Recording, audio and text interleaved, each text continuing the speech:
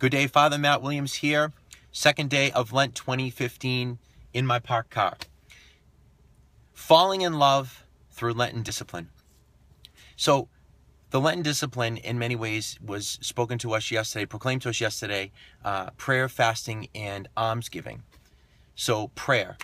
When you begin dating someone and you meet somebody, at first you start talking with them, right? I mean, there's an exchange of information, you're in communication, and you get to know each other. And the communication deepens and deepens. And, you know, if there's a spark there, you start to fall in love, you start to date, you get engaged, and you get married.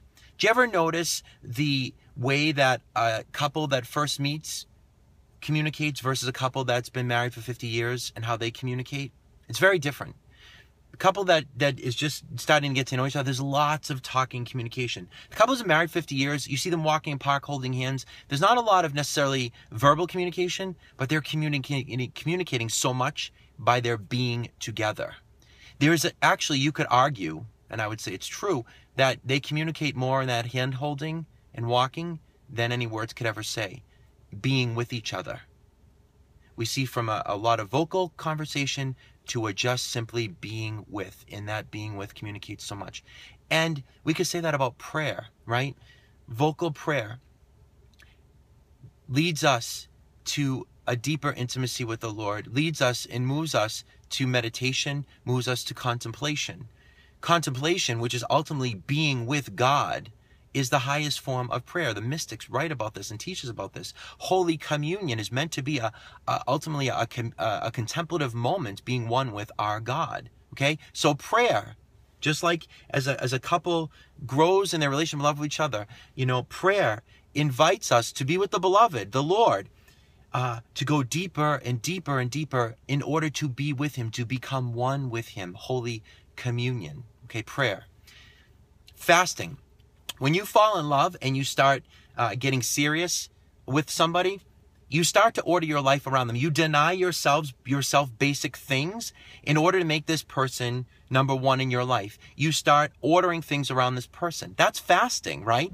Isn't fasting when we deny ourselves, we're ordering ourselves around the one true good, which is God? We are subjecting our lower appetites and all those things that we love and desire that we can become attached to.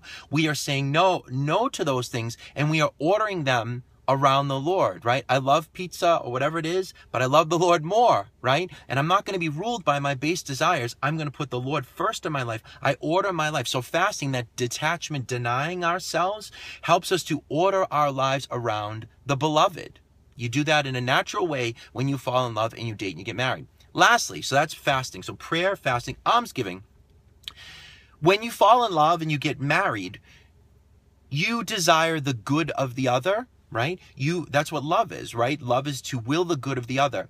You start to love what your beloved loves. Even though it might be challenging at times, you seek to love what your beloved loves. Like, so the in-laws, right? You desire, even though you might be aggravated at times with in-laws, right? But because they are important to your spouse loves them, you start to take on an affection for that, and you love that because it's important to your spouse. Or whatever certain things, even though, not necessarily talking little trivial things, although there'd be a reverence for that, you start to love what your spouse loves, or you start to love what your beloved loves because it's important to them.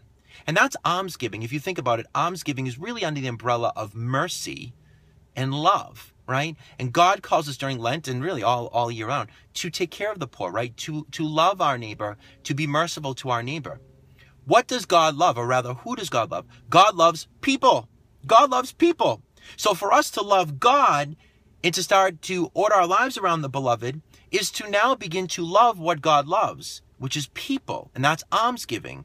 Prayer, fasting, almsgiving. So I hope that as we, myself especially, embrace the disciplines of Lent, prayer, fasting, and almsgiving, we will fall more in love with the Lord, order our lives around Him, and love deeply what God loves, or rather who God loves, which is people, which is my neighbor. God bless you.